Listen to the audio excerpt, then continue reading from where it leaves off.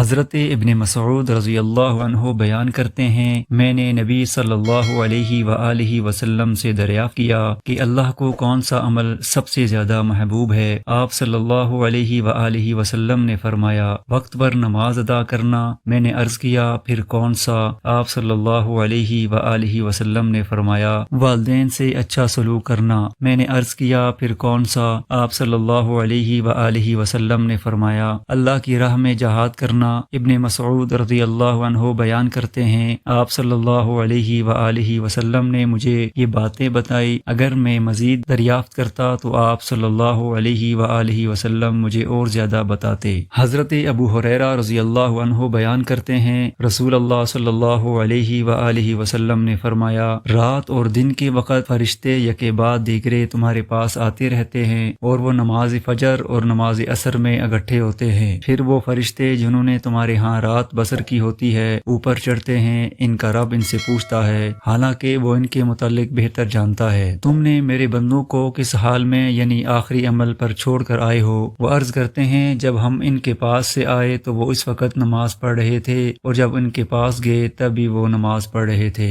حضرت عبداللہ بن مسعود رضی اللہ عنہ بیان کرتے ہیں، رسول اللہ صلی اللہ علیہ وآلہ وسلم نے فرمایا، ہمارا رب دو آدمیوں پر خوش ہوتا ہے، ایک وہ شخص جو اپنے نرم و گرم بستر اور اپنے چہیتوں اور اہل و عیال سے اٹھ کر نماز پڑھتا ہے۔ اللہ فرشتوں سے فرماتا ہے، میرے اس بندے کو دیکھو کہ وہ میرے ہاں جو اجر و ثواب اس کی رغبت اور میرے عذاب کے خوف کی وجہ سے اپنے نرم و گرم بستر اور اپنے چہیتوں اور اہل و عیال سے الگ ہو کر نماز کے لیے اٹھا ہے۔ اور ایک وہ آدمی جو اللہ کی راہ میں جہاد کرتا ہے تو وہ اپنے ساتھیوں سمیت میدان جنگ سے پیچھے ہٹ جاتا ہے، لیکن پھر یہ جان کر کہ پیچھے ہٹنے پر اسے کیا گناہ ملے گا اور پیش قدمی میں اسے کتنا ثواب ملے گا، تو وہ پلٹ کر آتا ہے، حتیٰ کہ اسے شہید کر دیا جاتا ہے تو اللہ فرشتوں سے فرماتا ہے، میرے اس بندے کو دیکھو کہ وہ مجھ سے ملنے والے اجر و ثواب کی رغبت اور میرے عذاب کے خوف کی وجہ سے پلٹ کر آیا، حتیٰ کہ اسے شہید کر دیا گیا۔